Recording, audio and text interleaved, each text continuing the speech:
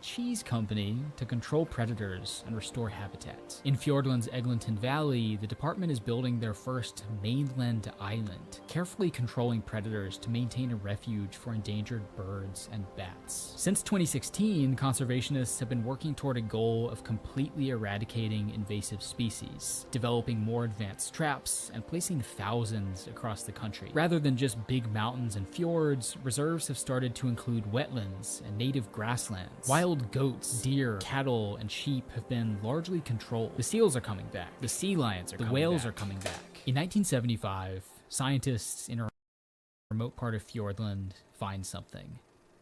A kakapo, the only one known to exist at the time. In 1977, a population of about 200 kakapos is found living on a large offshore island, being hunted by cats and quickly declining. They're immediately moved to smaller islands, including Chalky Island. In August of 2022, conservation workers found a single stoat on Chalky Island. They did what Richard Henry couldn't a century before.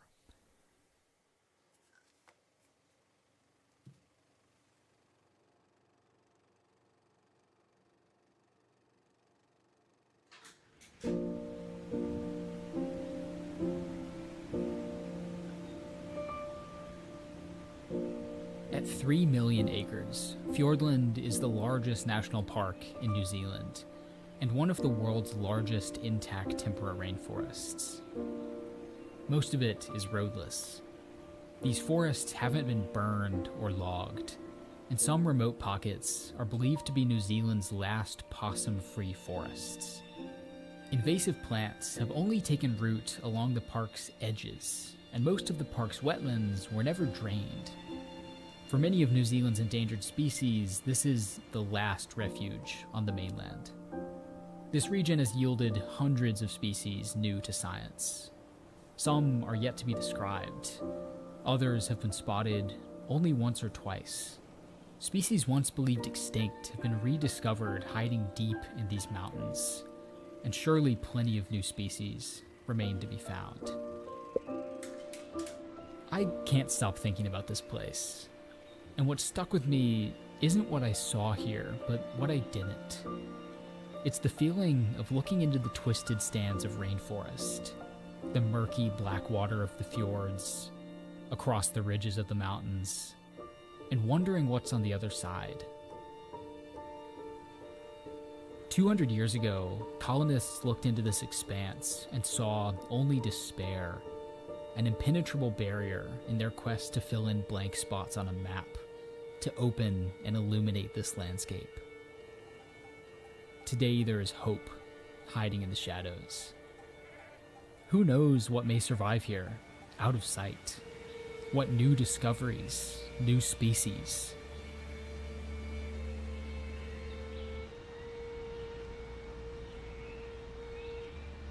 Looking into the bush, I think back on the species we've lost, and can't help imagining that some of these bizarre creatures still survive here. The same way they've survived here for millions of years. By hiding just out of view.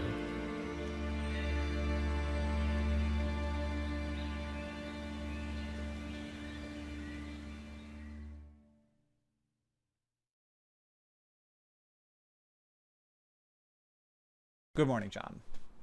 Don't really feel up to the moment, generally. I don't think anybody's a huge fan of moments where it feels like suddenly everything's possible and that there aren't any good answers and there's no way to sort of access what the future will be like, or even how we got here. So instead, today, I want to talk about life on Mars. And I'm just going to go off the dome here, if you don't mind, though I do have some notes.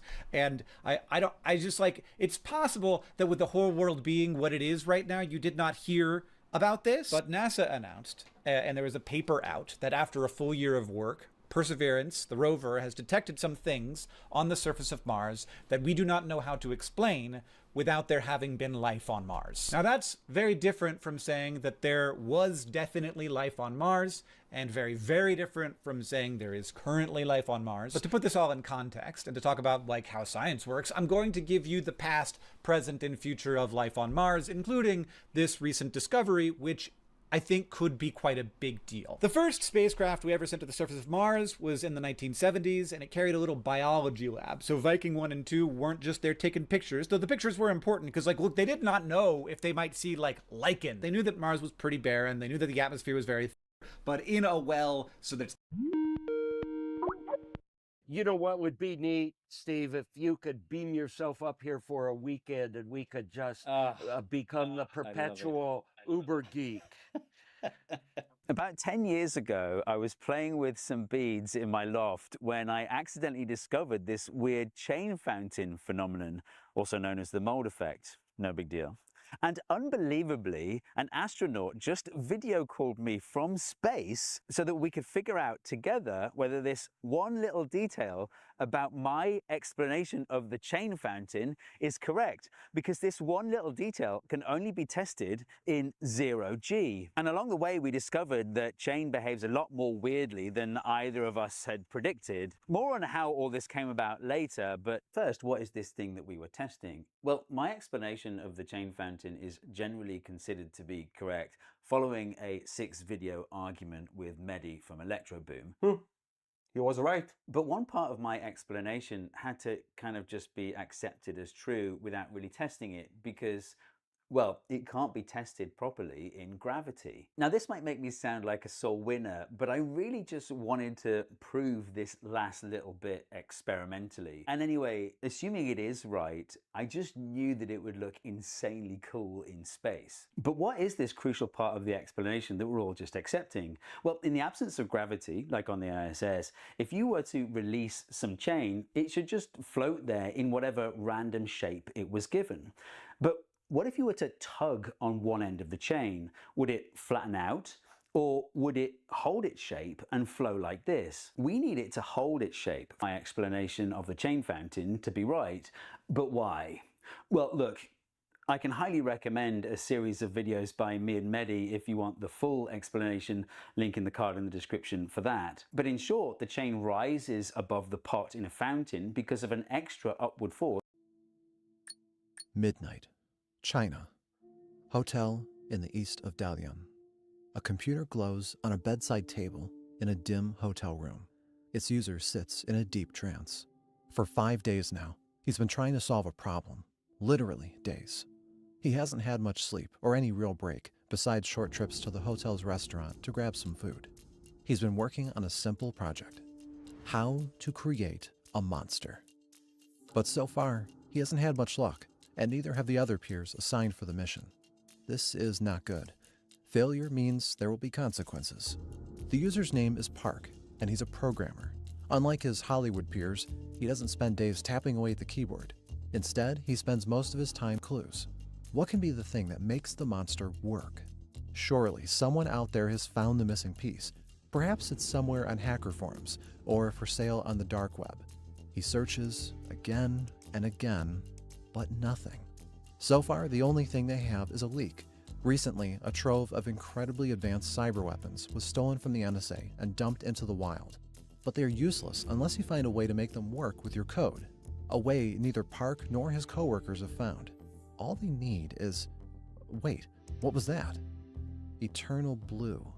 Somebody reverse engineered Eternal Blue, one of the NSA's top tools. Could this work? He looks through the code. This is wonderful. Thrilled, he gets to work. Several hours later, the monster is almost ready. Park is exhausted but satisfied. With just a few tweaks, the superiors will have precisely what they requested. Finally, he has earned his rest. He turns off the computer and finds a small bed in the room's corner. The next morning, Park turns the computer back on, determined to give the monster the finishing touches. Except, the monster has vanished. Frantically, he searches file by file. Nothing is there. The machine's been wiped clean. A message comes through. His lead, Kanban in Korean, congratulates him for the hard work. They didn't wait. An order came. They released the monster, unfinished. Park's panic sets in, but it's too late. The monster is already wreaking havoc, crippling computers in schools, train stations, offices, and hospitals one by one. WannaCry, one of the deadliest malware specimens in history, was released on May 12, 2017, and rewrote cybersecurity for good. After that, there was no rollback. World War II split the Korean peninsula into two parts. Then the Korean War happened, which changed nothing except destroying millions of lives and leaving the peninsula in ruins. It also cemented the unending rivalry between what we know today as North Korea and South Korea. After the war, North Korea was backed up by two powerful parents, the USSR and China. However, in the 1990s, as the USSR collapsed and China opened itself to the world, Pyongyang isolated itself. Reaching out to the USA and its allies meant sleeping with the enemy, so instead, it closed off. Famine and hardships developed quickly, so North Korea had to create its own system to survive, a practice that continues this very day. Crime. It started with counterfeits, everything from Viagra to birth control, and even forged US currency. But as the world became digital, Pyongyang saw the opportunity to take its criminal activities to new heights. Their testing ground was close to home, South Korea. Between 2009 to 2013, North Korea terrorized its neighbor with cyber attacks. At first, they were denial of service, or in simple terms, overwhelming websites with requests to shut them down. But soon, the attacks became more complex. In March of 2013, the North Korean military unleashed a coordinated day of digital strikes against the capital of South Korea, Seoul. It used a type of malware called Dropper Trojan, specifically designed to target South Korean systems. Within hours, 32,000 machines were infected, including two major banks and three of the... In Death Valley National Park, perhaps the most unforgiving environment on planet Earth, there lives a fish that shouldn't exist. The Devil's Hole pupfish. This place breaks every rule about where fish are supposed to live. We're in Death Valley, literally the hottest, driest place in North America. Yet somehow, impossibly, there are fish up there. Not just surviving, but thriving in an environment that would kill almost anything else. It survives in the smallest habitat of any vertebrate species on Earth, a limestone crack barely larger than a hotel room, filled with 91-degree water that would kill most other fish. Today, there are only 57 of them left in the wild. These thumb-sized fish have been living in complete isolation for tens of thousands of years in conditions so extreme that scientists didn't even believe it was possible for them to be a separate species until nearly 40 years after their discovery. But in 1967, their impossible existence collided with the American dream when a ranching family spent $7 million to buy 12,000 acres of empty Nevada desert. They had big plans: drill wells, pump groundwater, and turn wasteland into profitable farmland. It was exactly how the West had been developed for over a century.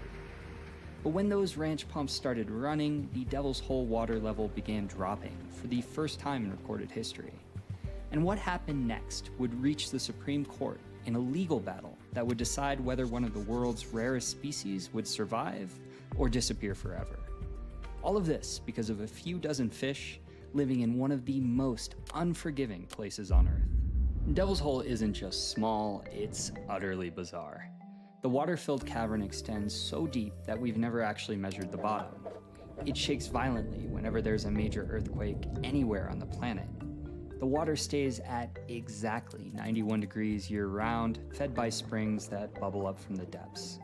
It's seemingly an impossible home for any living thing, much less one of the world's rarest creatures. And getting there feels like you're approaching a maximum security prison. After miles of driving through empty desert, you encounter a 10-foot-tall chain-link fence topped with barbed wire surrounding the entire site. Walking up here, you sort of feel like it's crazy anyone discovered this in the first place, and now the security around it feels insane too. People have threatened to throw arsenic into this hole, people have printed "kill the pupfish" stickers, all because of the money being spent to save the fish in the hole in the ground. But I'm here with a massive telephoto lens, hoping to glimpse a fish that's almost impossible for the average visitor to see with their naked eye. They're down there on a small spawning shelf where every wild pupfish that's ever lived was born. It's just below the surface, and it's the entire dangerous universe for a species that breaks every rule about where fish are supposed to live. But before I see if I can spot them, I have to go back, more than a century, to understand just how strange it is that these fish were even found in the first place, and why exactly their environment is surrounded by security cameras and barbed wired fencing today. The first humans to see these fish were probably Shoshone hunters who came here for the constant water source. But they left no records, no stories about the strange creatures living in the Devil's Pool. It wasn't until 1891 that science caught up with this place, when a federal survey team stumbled across Devil's Hole during the Death Valley expedition. They were cataloging the most extreme life forms in the American Southwest: scorpions that could survive being frozen, plants that could live without water for years, bacteria that thrived in boiling springs. What they found in this limestone crack was perhaps the most extreme of all: fish that had made a home in what amounted to a flooded cave.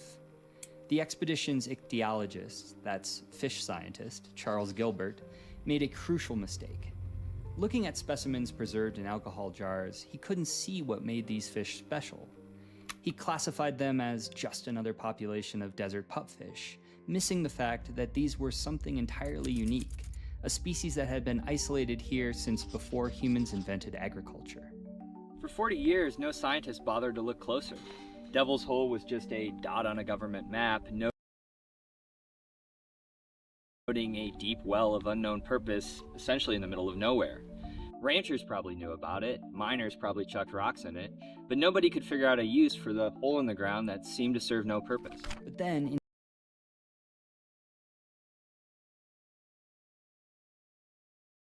in 1930, Stanford graduate student Joseph Wales descended into Devil's Hole with collection nets, and what he found changed everything. These weren't just desert pupfish, they were their own species entirely. Smaller, more iridescent, completely lacking the pelvic fins of their cousins. They had evolved in complete isolation, becoming something found nowhere else in the universe. Wales named them Cyprinodon diabolus, the devil's pupfish, after the hole that had become There's nothing more important for any singer than their voice. So imagine the emotions they must go through if it's suddenly taken away from them, and how they would feel when life gives them a second chance. Aimee, whose name means love in French, is a popular mainstream and anime singer in Japan, and in my opinion, has one of the most beautiful voices in the known universe. However, that deep, gentle, and husky tone she's known for is actually a scar from her past. In this video, I'm gonna introduce you to the story of Aimee, how she went from losing her voice to becoming one of the most well-known Japanese singers.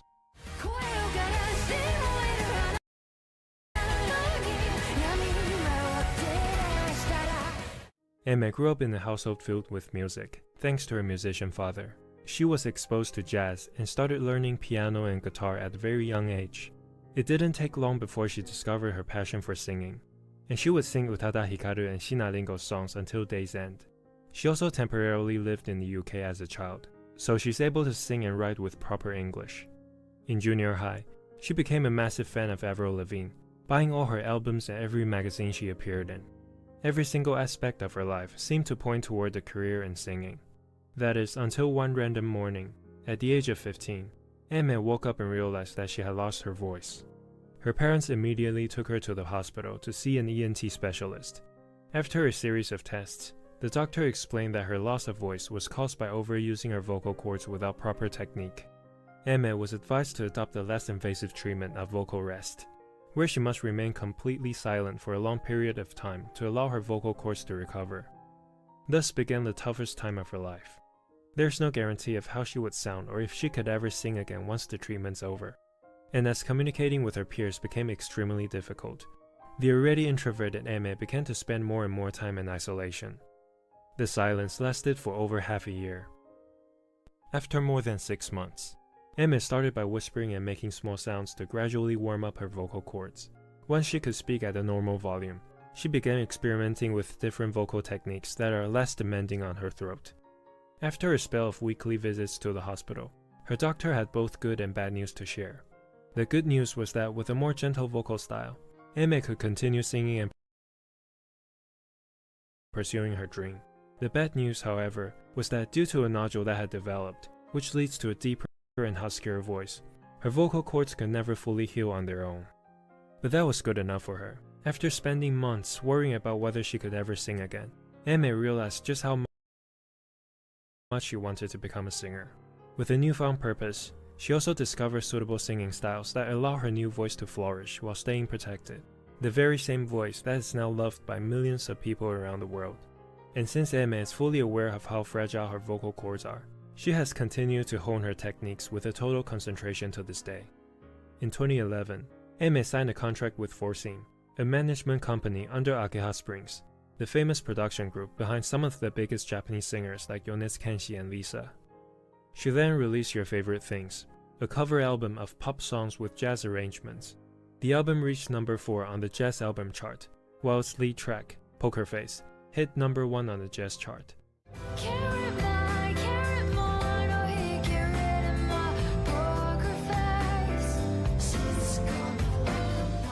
Even before her major debut, Aimee was already highly regarded in the music industry thanks to her voice.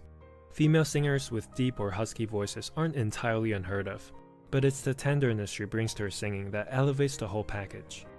On September 7, 2011, Aimee made her major debut with the single, Rokutose no Yoru.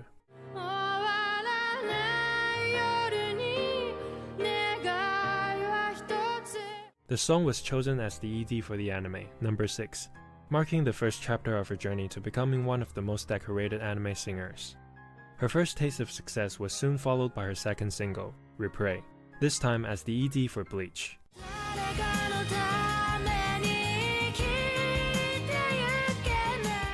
Replay climbed as high as number 3 on Billboard Japan, instantly making Aimee one of the most exciting rising stars in anime. Your emotions because of the singer? In 2012, Aimee released her first full album, Sleepless Nights. Aimee herself is a certified night owl, so many of her songs are written late at night, hence the title. The album includes Hoshikuzu Venus, the theme song of a popular Japanese drama, and her first introduction to the mainstream audience.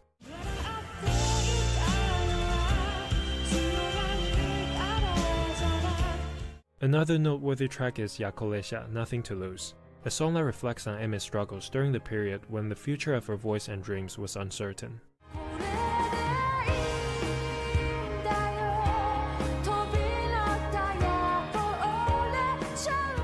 Up to this point, since Aimee is still quite wary about her condition, she's been intentionally avoiding up-tempo songs that are more demanding on her voice.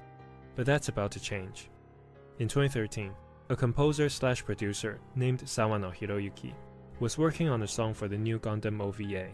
He is one of the most influential composers in anime history, having worked on Guilty Crown, which I mentioned in my Egoist video, Attack on Titan, The 7 Deadly Sins, and more recently, Solo Leveling. He had discovered Aimee through her jazz cover album back in 2011 and had been eager to collaborate with her ever since. After receiving the demo from Sawano, Aimee was initially hesitant about accepting the offer, as the song represented a significant departure from what she had been used to over the years, given her situation.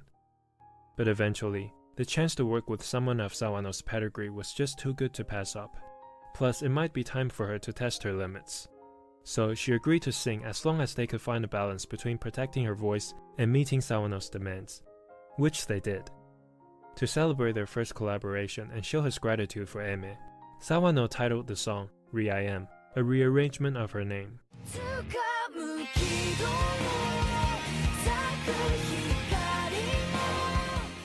While the song reached number 6 on the Oricon chart, which is Aimee's personal best at the time, its biggest contribution was unlocking an entirely new possibility for her music, especially in the realm of anime songs.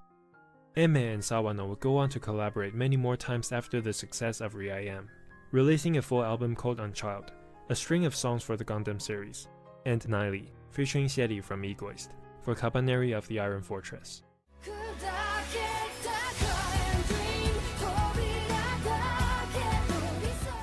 Although Aimee has put in a lot of effort into protecting her throat, the increasing live shows and releases of more intense songs still took a toll on her. Consequently, in January 2015, at the first stop of her first ever tour, her voice gave out. Only 5 songs into the concert, Aimee was already barely able to sing, But when she asked the audience if they minded listening to the end, the fans cheered. After 2 hours of struggle, many of her fans teared up and thanked her for staying on stage till the end, while Emma and all of her staff cried together. Despite recovering soon after, the scare reminded her that as long as her vocal cords aren't fully healthy, it's a mine that could always go off if she doesn't tread carefully. When she was a teenager, she was advised to opt for the less invasive rest treatment, but now, it is possible to remove the nodule with surgery. However, there's a decent chance that her voice would change drastically, and that's not a risk she's willing to take. So ultimately, Emma decided to live with this imperfect voice of hers. The incident also marked a turning point in Emma's career. Since her debut, Emma had always been under the impression that her music was the only thing that mattered. Showing her face would only ruin the image of her music. Adding the fact that she's timid by nature, there was a long time when many people didn't even know what she looked like. Even at her concerts, the stage was always dark, and she would sing while facing downward. But after this incident, she realized that the fans were there for her. Even when she couldn't sing properly, the fans were still cheering and encouraging her. People actually like Emma the person, and suddenly, the spotlight no longer feels intimidating. This chapter of Emma's career actually reminds me a lot of another popular anime singer, Lisa. When Lisa achieved her own career milestone in 2014 by performing at Budokan for the first time, she too lost her voice during the show. If you've seen my video on Lisa, you would know that the demoralizing incident was also a turning point in her career. To show her appreciation for the fans who stayed and cheered for her, she wrote a song called Rising Hope, which became one of her more popular songs.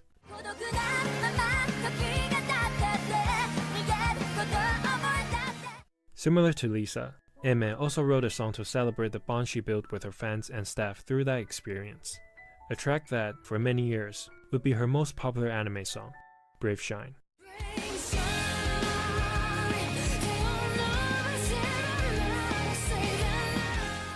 As the OP of Fate Stay Night, Unlimited Blade Works, Brave Shine introduced Emma to a wider anime fanbase, alongside another song that was also used in the series, Last Stardust. You think of the 1970s and you think flower power and disco. You probably don't think of skinhead gangs. Like, you're probably not dressing up in tiny little braces and combat boots to go to your workplace's decades Christmas party. But skinhead gangs were really popular. The National Front is a fascist political party in the UK that was founded in 1966. Not to be confused with Le Front National, which is a totally different party in France that makes it really hard to Google the British one, and in the 1970s it was huge. In the 1977 elections, over 200,000 people voted for National Front candidates, and over half those voters were here in London. A survey from 1978 found that 1 in 7 young people were willing to support the National Front, and in the 1979 election they fielded 303 candidates, enough that by law they had to be allowed to run party political broadcasts on national television. Alongside the more respectable kind of politics, they were also doing the skinhead kind, purposefully going into areas that have a lot of immigrants in order to terrify them. That's like fascists' favourite thing to do, because they've not got anything else going for them. In London, the flashpoints in the 70s were Brick Lane and Southall, both of which had a lot of Asian immigrants. The NF had a stall at Brick Lane Market where you could buy their merch, including a Holocaust-denying pamphlet called Did 6 Million Really Die? In the summer of 1979, several left-wing targets were bombed, including a socialist bus driver, a milkman, the Communist Party headquarters, and the left-wing bookshop Houseman's. The NF and fascist skinheads would regularly hold marches in Asian neighbourhoods, not because they had a lot of supporters there, but to scare the locals. But today... Look, I won't say that the National Front isn't technically still going, but their Wikipedia page has a section called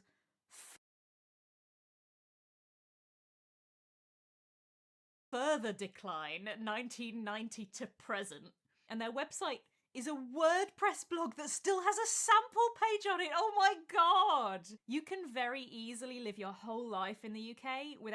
In this time of uncertainty, where fascists are seizing power and climate chaos supercharges disasters, killing thousands and displacing millions, where a whole world is content watching settler colonial genocide unfold, it can feel hard to see any light at the end of the tunnel. It feels like the future is grim. But all is not lost. The future can be beautiful and bright. A future where our needs are met, our communities and our environments thrive, and we all feel fulfilled in our daily life. But to bring about that world, we need to escape the confines of capitalism, imagining and then building a world free of capitalist exploitation and destruction. An eco-socialist world. Today we dive into that vision of the future. What does it mean? What would an eco-socialist world actually look like? And why giving shape to that world in our imaginations is crucial for building radical movements in the here and now. It feels like hope is a dwindling flame in the dark, that change is impossible. But we can and must rid ourselves of that notion. We need to light a spark under that dwindling flame and imagine a better world for ourselves and our communities. We can't just surrender to the exploitation and destruction of capitalism. Indeed, as educator Ashley C. Ford writes, the goal of oppressors is to limit your imagination about what is possible without them, so you might never imagine more for yourself and the world you live in. As I covered extensively in this video, hope must not be just a feeling. It's a revolutionary act. It's a tool that gives us a North Star, a heading from which we might chart a course to a more liberatory and just world outside the depravities of capitalism. Because to transform our current system of fossil capitalism, to build movements, we need as much world building as we do critique. We need to envision what a zero-carbon liberatory world might look like so that we have something to fight for, not just against. As environmental historian and author of Half-Earth Socialism, Troy Vitesse argues in a conversation I had with him a while back, that having this utopia, this end goal, is very useful because that actually glues together your coalition. That actually binds you together. Luckily, there are so many beautiful visions of a future based on the needs of the people and the planet. From video games like Terra Nil, or all the varied visions of Solarpunk, or even the Pan-African ecotech utopia of Wakanda. Unfortunately, these pieces of art often lack political direction and insight, which is why we must define and give shape to the political systems that might actually produce those visions. And that system is eco-socialism. For Candace Dixon, working at an Amazon fulfillment facility meant risking injury every single day. And that day eventually came, as she threw out her back and then was made to go back to work quickly for fear of losing her job. I got injured. I pulled my back out. Her doctor told her to limit heavy lifting, but she says Amazon sent her back to work, still dealing with heavy boxes, and her injury got worse. Unfortunately, Candace Dixon is not alone. Amazon's workplace injury rate is almost double that of the industry average, as workers are forced to labor at speed to bring profits to the likes of Jeff Bezos. And there are so many more and worse life-threatening industries that prioritize profits over life and the planet. This is life under capitalism, a system based on the accumulation of profits and capital. We need a vision of a world that runs wholly counter to this. We need eco-socialism, a system based on the needs of both people and the planet. While there will not be and cannot be one singular vision of how eco-socialism might work, there are a number of different through lines that run through the manifestos and agendas of leftists. And books like The Red Deal, A People's Green New Deal, Half-Earth Socialism, The Future is Degrowth, and so many more point the way. To sum up, many of these visions, in their own way, seek to wrestle free from the oppressive shackles of capitalism, the shackles of worker exploitation, the shackles of racism, the shackles of colonialism, the shackles of patriarchy, the shackles of ableism, and the shackles of ecological destruction. To do so, however, requires a radically different mode of production, one where workers own, control, and decide what gets made and when. That mode could be eco-socialism. An economic and political system that calls for a worker and peasant-led revolution that rips ownership of production away from the elite and puts decision-making power into the hands of the masses. Unlike capitalism, which prioritizes decisions based on the endless creation of products to sell for more profit, eco-socialism advocates for an economy that makes decisions based on the well-being of all people and the planet. Because one of the foundational tenets of eco-socialism must be that the fruits of everyone's labor aren't funneled into the coffers of a single capitalist, but instead distributed according to people's needs. In the famous words of Karl Marx, from each according to their ability, to each according to their needs. But what would that actually entail? What kind of world could foster a good life for all and a harmonious connection with the natural world? To start, any eco-socialist project would need to build out a robust system of free, universal, basic services. An eco-socialist world must supply what capitalist systems are loath to provide for fear of workers no longer needing to deflate their wages just to live. Free goods and services required for a good life. As Sean Blackmon from the Party for Socialism and Liberation notes, under a socialist government, every person would have unrestricted access to food, clothes, shelter, healthcare, quality education, and gainful employment. Universal services means a nationalized or even global healthcare system where you no longer have to go deep into debt to get basic or advanced medical care. It means free childcare for those who need it and generous compensation for those who wish to care for their kids full time. It means extensive and free mental health services as we unpack the traumas of past oppression under capitalism. Free education from pre-kindergarten through college is also a must because critical thinking and curiosity need to blossom in an eco-socialist world. Importantly, all of this work is non-extractive and low carbon. These are inherently green services. But universal services don't just stop at care. Imagine zero carbon housing that is free or low cost, no longer tied to speculative markets and crushing rent spikes. Low carbon retrofitted homes and apartment buildings would be affixed with solar and battery storage, and co-housing and co-op living across all ages would be the norm. No longer does the very house we live in distance us from the people we love or destroy the planet. Of course, for those who are uninterested in community living, there would be sustainable single family homes available too, but they would be a far cry from the McMansions of suburbia that are so popular now. Housing, especially in the United States, would need to degrow an individual side but expand in capacity so that we can assure that no one is living on the streets and everyone is comfortable. People would no longer own multiple homes, and instead access to vacation homes and resorts would be shared and could be tied to work hours and community contributions. Put enough time in at the solar plant or the farm and get 3 weeks at the cabin on Lake Michigan. Because all commons, from parks to natural wonders to golf courses, must be decommodified and accessible to all. An eco-socialist society must foster conditions that places where people can congregate outside of the home flourish and are free. Whether it's neighborhood canteens, free theaters, museums, parks, cafes, or library, living the good life means access to activities. And to get between all those places, this world needs electrified, accessible, and free public transit. Not just intercity trams, buses, and trains accessible to all with disabilities, but also bike sharing programs with e-bike options and extensive walking paths as well. And for those who have specific accessibility needs, electric taxis could bring people from door to door if needed. Zooming out past the urban landscape, Max Isle envisions a web of cities and greenbelts in his book, A People's Green New Deal, wherein he writes, "Greenbelts surround all cities as popular planning converts sprawling suburbs into farmed swards. High-speed rails link bigger cities to smaller ones to capillary lines leading to outlying hamlets." And alongside housing, transit, and care, an eco-socialist economy must transform food systems. Regeneratively grown, tasty, and nutritious food should be available to all. No longer relying on industrial agriculture that guzzles fossil fuels and destroys the soil, food should be distributed via free canteens or local groceries, not locked behind ever-increasing price tags. But all of these free universal services are just the start. To build a better world for all people on the planet, we must dramatically transform not only the way we work, but also why we do it.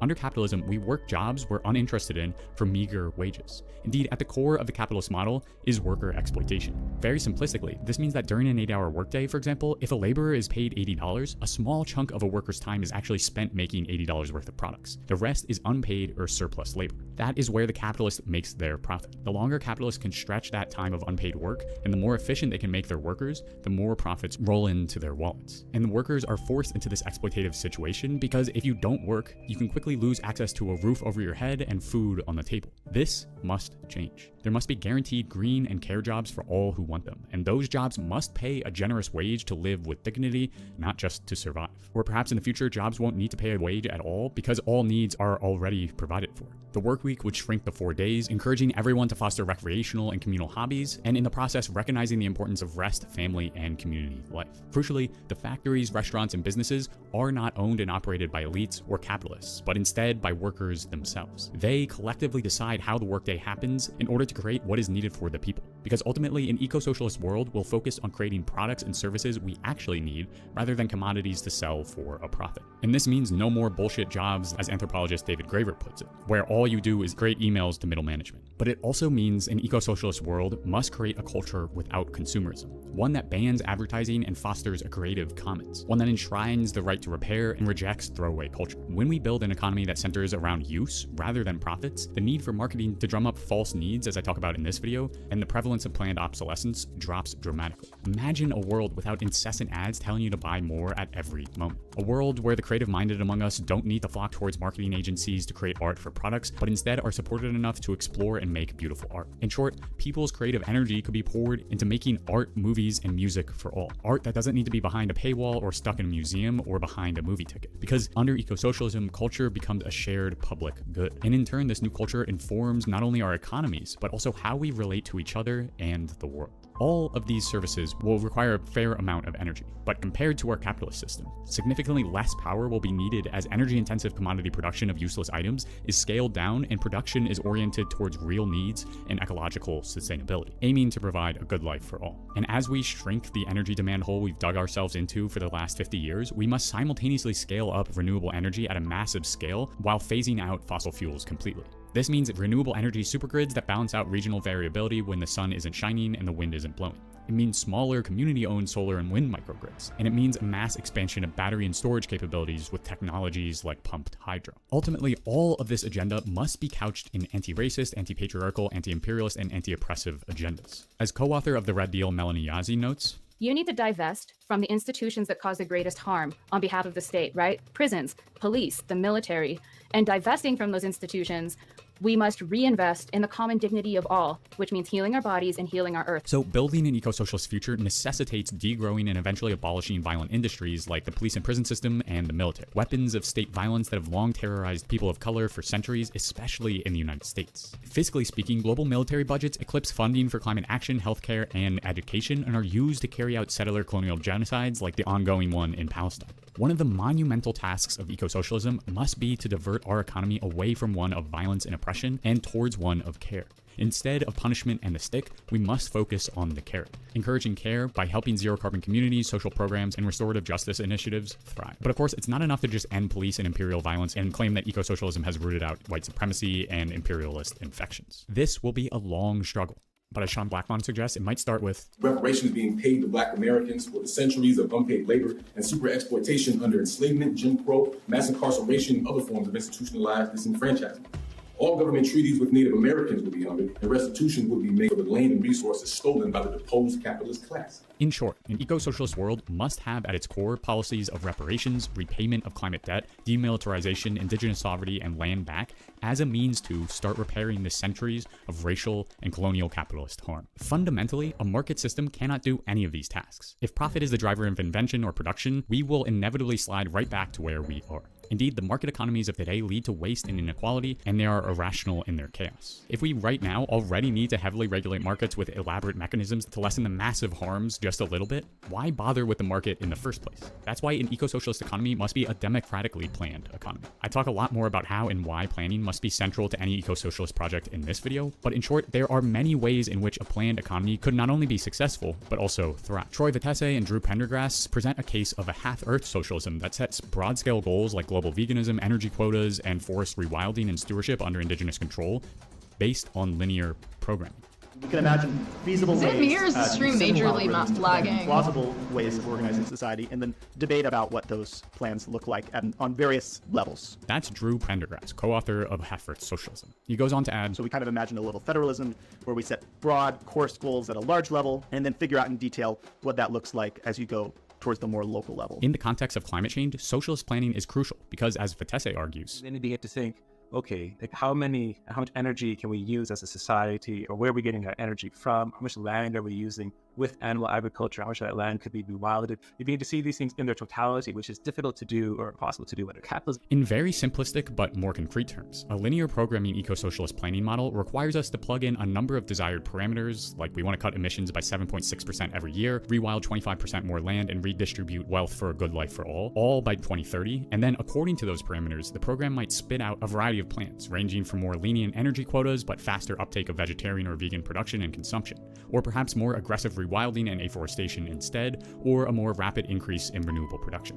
On a global scale, Vitesse and Pendergrass envision thousands of planners and scientists plugging a massive amount of data into a central mainframe, much like what already happens in climate models, which then charts out various course blueprints 5 to 10 or even 25 years into the future, envisioning what it would look like to cut emissions, rewild half the planet, and redistribute wealth at different speeds. Those broad plans are then disseminated, debated, and transformed as they pass through to global, national, and local levels. This is socialist planning in motion, because for eco-socialist planning to succeed, it must be intensely transparent, accessible, controversial, and subject to debate. Plans must come from everyone, be formulated and run through modeling tools, and then sent back to the masses in an endless cycle of construction and exploration. But to get from now to that future, we can't just imagine. We must act. We must build.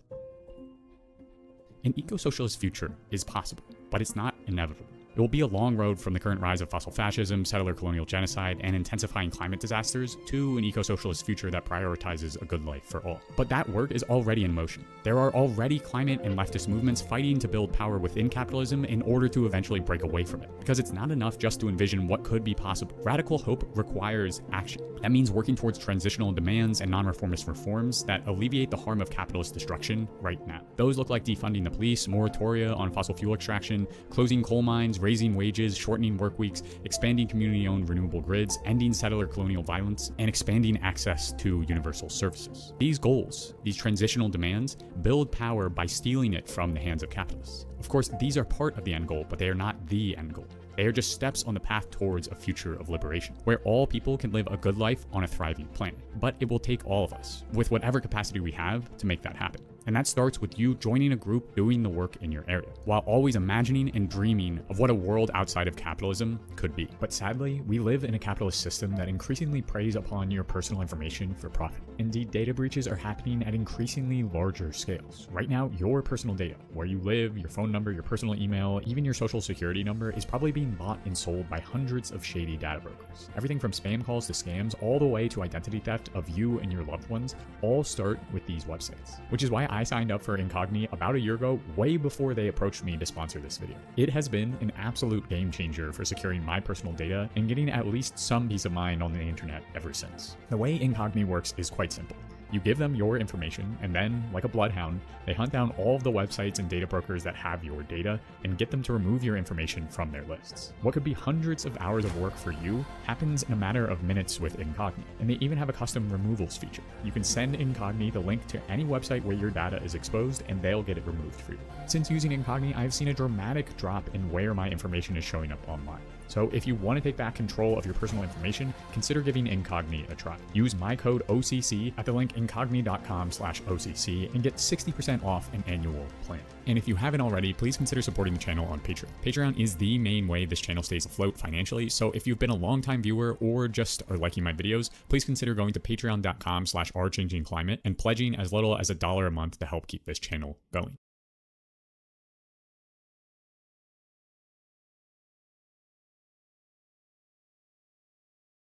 This is a video about the most famous problem in game theory.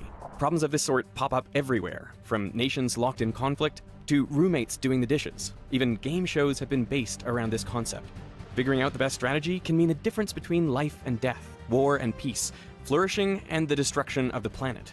And in the mechanics of this game, we may find the very source of one of the most unexpected phenomena in nature: cooperation. On the 3rd of September 1949, an American weather monitoring plane collected air samples over Japan. In those samples, they found traces of radioactive material. The Navy quickly collected and tested rainwater samples from their ships and bases all over the world. They also detected small amounts of cerium-141 and yttrium-91.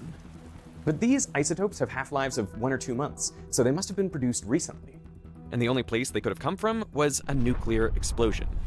But the US hadn't performed any tests that year, so the only possible conclusion was that the Soviet Union had figured out how to make a nuclear bomb. This was the news the Americans had been dreading. Their military supremacy, achieved through the Manhattan Project, was quickly fading. This makes the problem of Western Europe and the United States far more serious than it was before, and perhaps makes the imminence of war greater. Some thought their best course of action was to launch an unprovoked nuclear strike against the Soviets while they were still ahead. In the words of Navy Secretary Matthews, to become aggressors for peace. John von Neumann, the founder of game theory, said, "If you say, why not bomb them tomorrow? I say, why not bomb them today? If you say today at 5 o'clock, I say, why not at 1 o'clock? Something needed to be done about nuclear weapons, and fast. But what? In 1950, the RAND Corporation, a US-based think tank, was studying this question. And as part of this research, they turned to game theory. That same year, 2 mathematicians at RAND had invented a new game, one which, unbeknownst to them at the time, closely resembled the US-Soviet conflict. This game is now known as the Prisoner's Dilemma. So let's play a game.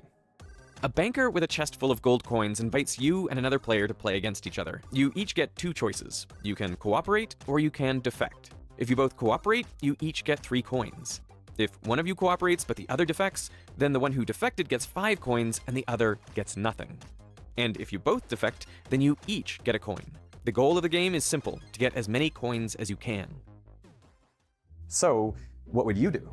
Suppose your opponent cooperates, then you could also cooperate and get 3 coins.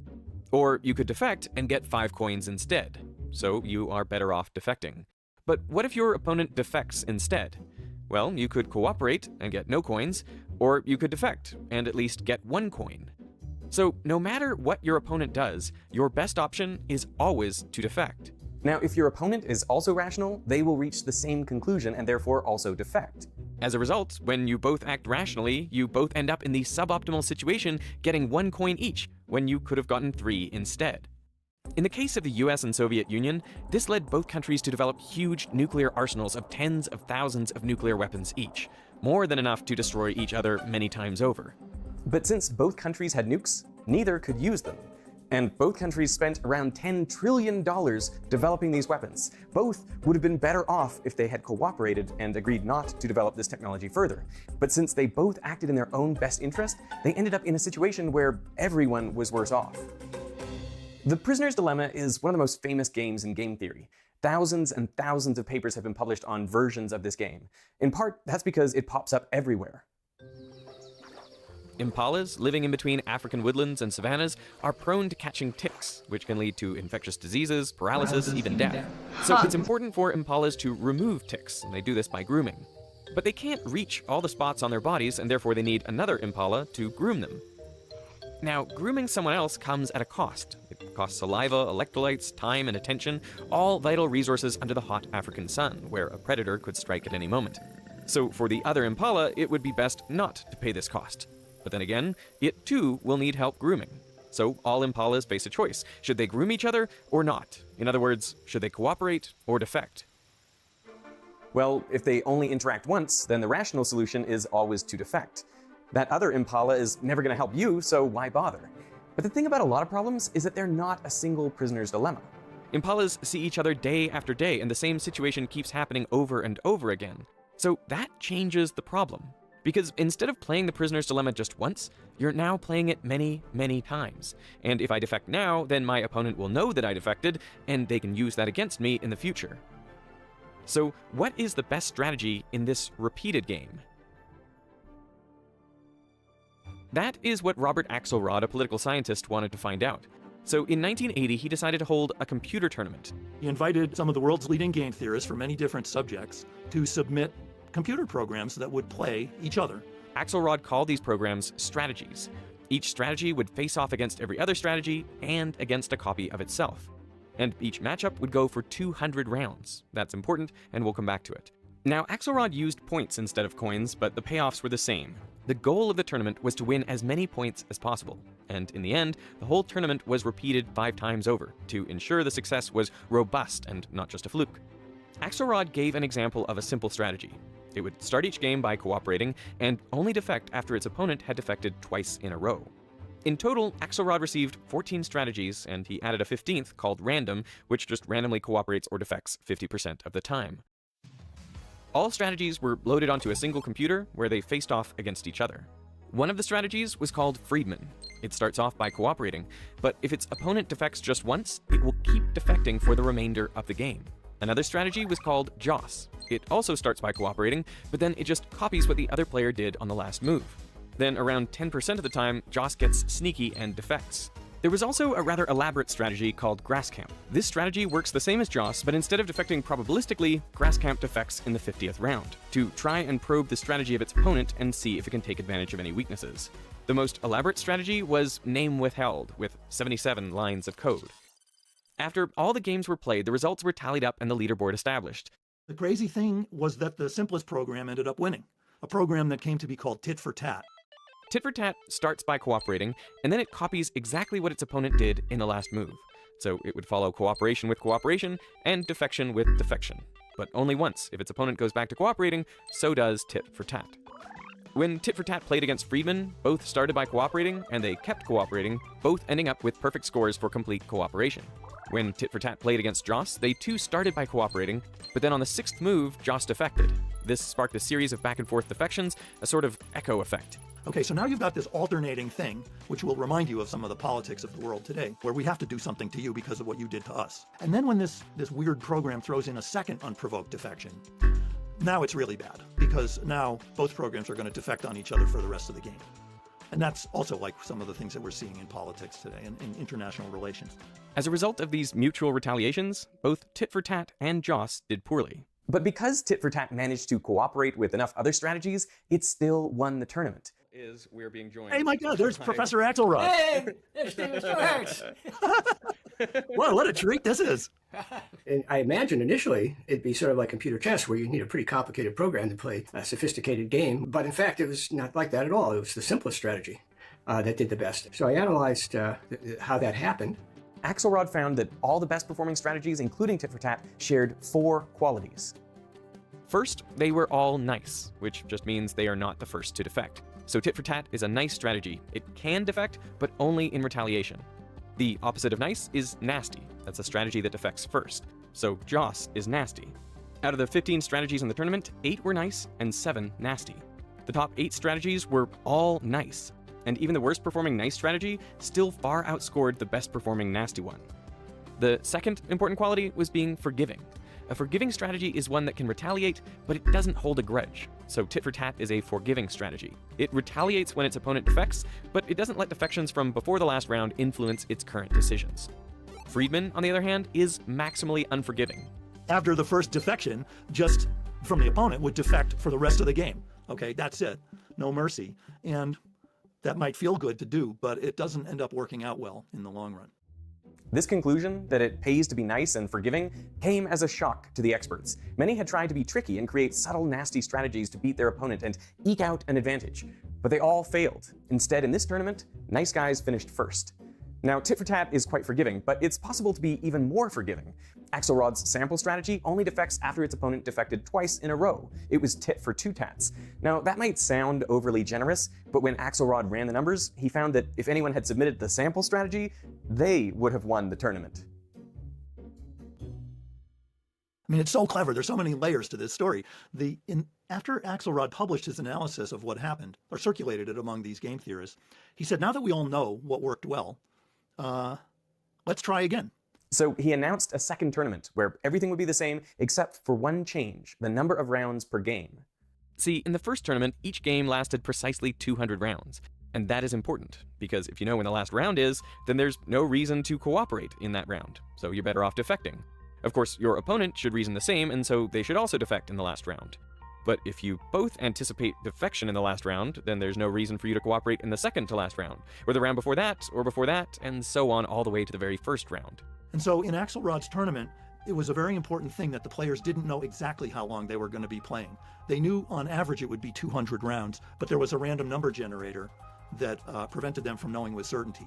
Yeah, if you're not sure when it ends, then you have to kind of keep cooperating because it might keep going and you might need them on your side. Yeah. For this second tournament, Axelrod received 62 entries and again added random. The contestants had gotten the results and analysis from the first tournament and could use this information to their advantage. This created 2 camps. Some thought that clearly being nice and forgiving were winning qualities, so they submitted nice and forgiving strategies. One even submitted Tit for 2 tats. The second camp anticipated that others would be nice and extra forgiving, and therefore they submitted nasty strategies to try to take advantage of those that were extra forgiving. One such strategy was called Tester. It would defect on the first move to see how its opponent reacted. If it retaliated, Tester would apologize and play tit for tat for the remainder of the game. If it didn't retaliate, Tester would defect every other move after that. But again, being nasty didn't pay. And once again, tit for tat was the most effective. Nice strategies again did much better. In the top 15, only 1 was not nice. Similarly, in the bottom 15, only 1 was not nasty. After the second tournament, Axelrod identified the other qualities that distinguished the better performing strategies. The third is being retaliatory, which means if your opponent defects, strike back immediately. Don't be a pushover. Always cooperate is a total pushover, and so it's very easy to take advantage of. Tit for tat, on the other hand, is very hard to take advantage of. The last quality that Axelrod identified is being clear. programs that were too opaque, that were too similar to a random program. You couldn't figure them out because they were so complicated. It was very hard to establish any pattern of trust with a program like that because you couldn't figure out what it was doing. Not you, I mean the other programs it was playing couldn't figure them out. And so they would end up more or less defaulting to thinking every turn is like the last time I'm going to see you, so I might as well defect. What to me is mind-blowing about this is that these four principles, being nice, forgiving, provocable, and clear, is a lot like the morality that has evolved around the world that is often summarized as an eye for an eye. It's not Christianity, by the way. It's not turn the other cheek philosophy. It's some older philosophy. What's interesting is that while Tit for Tats would have won the first tournament, it only came 24th in the second tournament. This highlights an important fact. In the repeated prisoner's dilemma, there is no single best strategy. The strategy that performs best always depends on the other strategies it's interacting with. For example, if you put Tit for Tat in an environment with only the ultimate bullies of always defect, then Tit for Tat comes in last. I wanted to see whether, for example, the Tit for Tat did well because it did well with really stupid rules that didn't do well at all themselves, that basically took advantage of people. So he ran a simulation where successful strategies in one generation would see their numbers grow, and unsuccessful ones would see their numbers drop. In this simulation, the worst performing strategies quickly shrink and go extinct, while the top performing strategies become more common. Harrington, the only nasty strategy in the top 15, first grew quickly, but then as the strategies it was preying on went extinct, Harrington's numbers also quickly dropped. This shows a main benefit of this simulation because it tests how well a strategy does with other successful strategies. After 1,000 generations, the proportions are mostly stable, and only nice strategies survive. Again, Tit for Tat comes out on top, representing 14.5% of the total population. Now, this process may sound similar to evolution, but there is a subtle difference, which is that in this case there are no mutations. So it's actually an ecological... And eventually we'll take over the world, which is fantastic. How can cooperation emerge in a population of players who are self-interested, who are not trying to be good because they're good-hearted? You don't have to be altruistic. You could be looking out for number one, for yourself and your own interests, and yet cooperation can still emerge. Some argue that this could explain how we went from a world full of completely selfish organisms, where every organism only cared about themselves, to one where cooperation emerged and flourished. From impalas grooming each other to fish cleaning sharks. Many life forms experience conflicts similar to the prisoner's dilemma, but because they don't interact just once, both can be better off by cooperating. And this doesn't require trust or conscious thought either, because the strategy could be encoded in DNA. As long as it performs better than the other strategies, it can take over a population.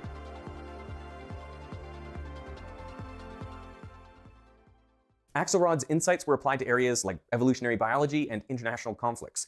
But there was one aspect that his original tournaments didn't cover. What happens if there is a little bit of random error in the game, some noise in the system? For example, one player tries to cooperate, but it comes across as a defection. Little errors like this happen in the real world all the time. Like in 1983, the Soviet satellite-based early warning system detected the launch of an intercontinental ballistic missile from the US. But the US hadn't launched anything. The Soviet system had confused sunlight reflecting off high-altitude clouds with a ballistic missile. Thankfully, Stanislav Petrov, the Soviet officer on duty, dismissed the alarm. But this example shows the potential costs of a signal error and the importance of studying the effects of noise on those strategies. The word game sounds like it's a children's game, or there's something a misnomer maybe in calling it game theory, because these are life and death matters, obviously. And as you mentioned that this came up in the Cold War, I mean, it could actually be life and death of the whole planet. We could annihilate human civilization. So these are not games in any kind of trivial sense. It's just the term that is used by mathematicians and theorists. When Tit for Tat plays against itself in a noisy environment, both start off by cooperating. But if a single cooperation is perceived as a defection, then the other Tit for Tat retaliates, and it sets off a chain of alternating retaliations. And if another cooperation is perceived as a defection, then the rest of the game is constant mutual defection. Therefore, in the long run, both would only get a third of the points they would get in a perfect environment. Tit for Tat goes from performing very well to performing poorly. So how do you solve this? Well, you need a reliable way to break out of these echo effects. And one way to do this is by playing tit for tat, but with around 10% more forgiveness. So instead of retaliating after every defection, you only retaliate around 9 out of every 10 times. This helps you break out of those echoes while still being retaliatory enough to not be taken advantage of. And so we also ran the tournament with noise and generosity. And that did quite well.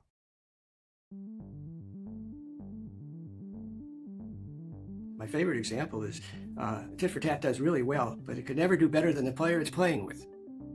I mean, think about it. By design, all they can do is lose or draw.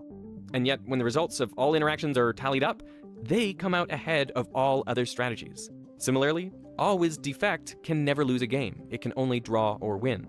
But overall, it performs extremely poorly. This highlights a common misconception, because for many people when they think about winning, they think they need to beat the other person. In games like chess or poker, this is true, since one person's gain is necessarily another person's loss, so these games are zero-sum. But most of life is not zero-sum. To win, you don't need to get your reward from the other player. Instead, you can get it from the banker. Only in real life, the banker is the world. It is literally everything around you. It is just up to us to find those win-win situations and then work together to unlock those rewards. Cooperation pays, even among rivals. From 1950 to 1986, the US and Soviet Union had trouble cooperating, and both kept developing nukes. But then, from the late 80s onwards, they started reducing their nuclear stockpiles.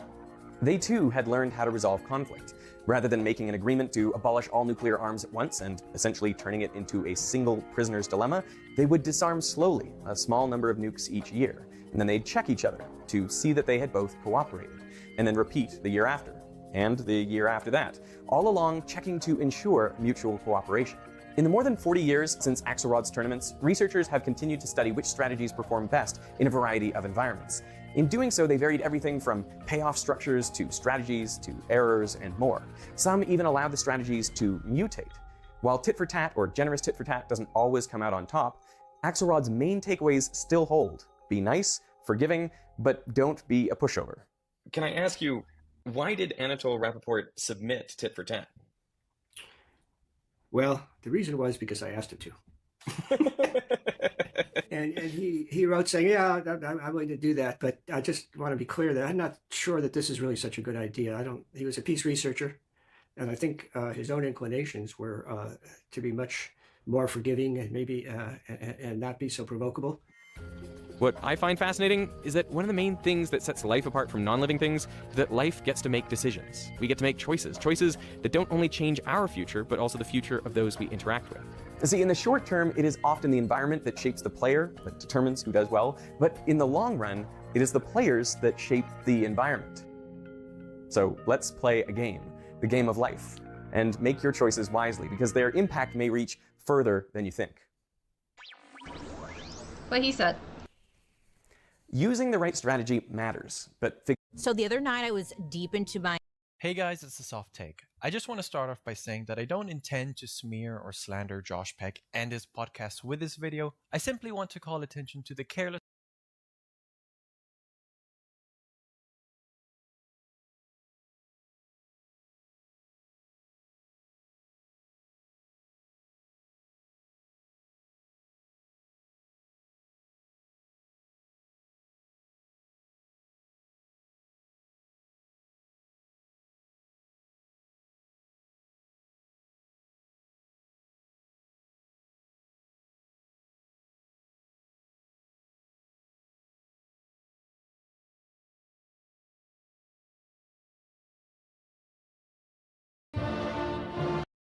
It's time for you to learn about. A lot of people feel like they could never do this because they're like, we don't have the money to buy 10 acres of land. We are growing all of the food that we eat for an entire year on just 1/8 of an acre. I'm here in Ohio at Michelle and Cody More Than Farmers House, and we are touring their 8-acre garden where they grow an entire year's worth of food for a family of 6. Tell us how these 10 raised beds and a couple yard plots actually feed your family. Sure. Right here we had carrots. We just dug like 120 pounds of carrots off of this piece. 120 pounds of carrots came from just this little strip right here? From like half of this garden right here. Amazing. So over here in this strip then, the other half of the garden, I grew onions, and those are already cured and stored down in our cold room. Yes. That's wild. Absolutely. We're gonna look at their storage system for their main crops in just a little while, so stay tuned, because that actually is the thing that made me find out about you, is wondering how the heck you kept up with it, first of all. Right. That you grew that much food on such a small area. but then most importantly, how you kept it from rotting. Because like in 13 years of gardening, I found every wrong way to store carrots and potatoes and onions and all those things. So we'll talk about that. Yes. How many pounds of potatoes did you pick from this area? Like right 200 pounds of potatoes from here. So from starting right here. Oh, this little all the way horseshoe. Over and then around there. Okay. But So 200 pounds of potatoes is a lot, and you can keep your potatoes from rotting. Yes, by curing them well. That's the secret, is curing them. Okay. And then storing them in a room that has the proper temperature and humidity. Again, subtle foreshadowing to the next part of our tour, but this is amazing. And so what was in here? So this whole part was sweet corn, and I did make a mistake this year. So this all was sweet corn up to like here, and so then it shaded this side of my tomatoes. Oh. But that's okay. They're still doing great. So yeah. Also, I want to bring a self-guided tour, this self-guided tour of your house over to see your corn really quick. He's literally just resting his head there. I made a spot to sit and look at him. Their corn is so planted cute. in a square. In a plot, yes. Which I was told this year, after 13 years of gardening in rows, by an old timer, that the reason that my corn isn't as good as it could possibly be is because corn pollinates in a square, not in a line. Yeah. The more you know. Every year is a new lesson. Yes. Well, and also it's nice to have it in a plot because it's not as likely to get blown over. So, or knocked over by my donkeys and dogs. I used to just do like, so like 2 long rows. Yeah. And it always got knocked over every single year. Oh. And I was like, why aren't all the cornfields getting knocked over? And I was like, oh yeah, because they're in a plot. Yeah. So this is dent corn. This is bloody butcher, so it probably is red. I don't want to open it because then the bugs will get in it. This is red corn, and then this is a yellow corn, and we'll be using that for like cornmeal and corn tortillas and things like that. So this is dried corn? Yes, this is for dried corn. This is not like fresh sweet corn. Now, did you have to plant this at a different time than your sweet corn so it didn't cross-pollinate? Yes. We just like figured it out with the like how many days to maturity and like when it's supposed to tassel, which it complicates everything because we have then cornfields all around us with genetically modified corn. And so we just do our best. So this bare plot of ground here, just last week we pulled all the dried beans. Actually, you can see some of them. Oh yeah, no, totally. So we do lots of dried beans because this is another thing that's very nutritious, lots of protein, very filling, and you don't have to preserve or can it. You can just like leave it till it's dry. I can show you, we haven't even shelled these yet, they're down in our basement. And you can just store them in food grade buckets. It's like a really good self-sufficiency food because it will store for years. I love that. Probably the first thing I learned from you that was interesting was how you get the shells off of beans. Oh, yeah. Because I used to sit and like pull them off I mean, again, didn't grow up on a farm. Right. I was like, this is so inefficient. So how do you take the shells off of your beans? We dump all of these pods into pillowcases and we have the kids whack the pillowcases against the porch.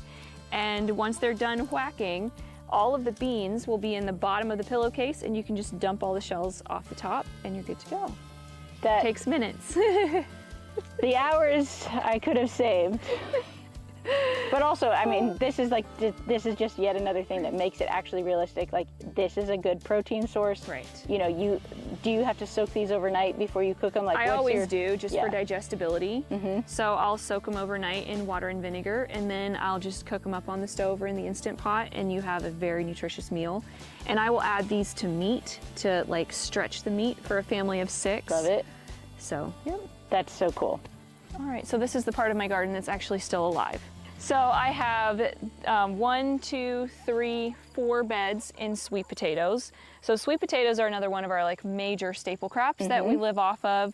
People ask us, oh, don't you get so sick of white potatoes and sweet potatoes and carrots and onions and squash? And I'm like, every meal has a carb for a base. Yeah. And you can make just sweet potatoes and white potatoes into like dozens of different dishes. Totally. Well, and today at lunch, you served, like we had basically like taco salad. And instead of having rice as the base, we had the potato as the base.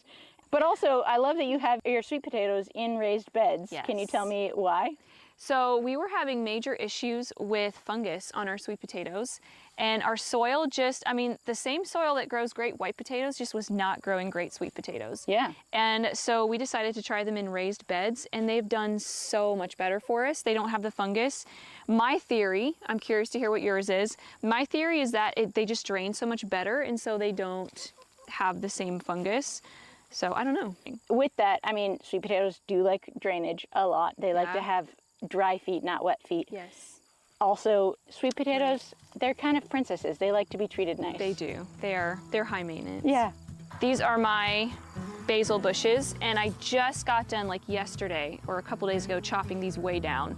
So they'll bush out like bigger yet. And this is endless pesto. Have you been checking on it and changing the water? Sauce and all the things. I'm also noticing these square cages everywhere. From whence does this come? So we get these from Berlin Seed Company, and they're the best things ever. Yeah. They fold up flat, so they don't take up much storage space at all. Amazing. And they Aw, are is that really what it's short for? I That's put cute. them in. I put them on my peppers. I put them on anything that has a tendency to fall over. I hate tomato cages, and this is like an ongoing thing that I'm constantly talking about. But these are actually really great. I mean, for so many reasons. These are amazing. Like, they fold flat. What They a do. dream. They do. That is so we so can cool. have 40 of them in a space like this big. That's very cool. And when we have a lot of like tornado warnings and storms and stuff here. With cages on stuff, I don't have to like be inside like, oh, I wonder if it's gonna knock my plants over, uproot my stuff. These things are awesome. That's really cool.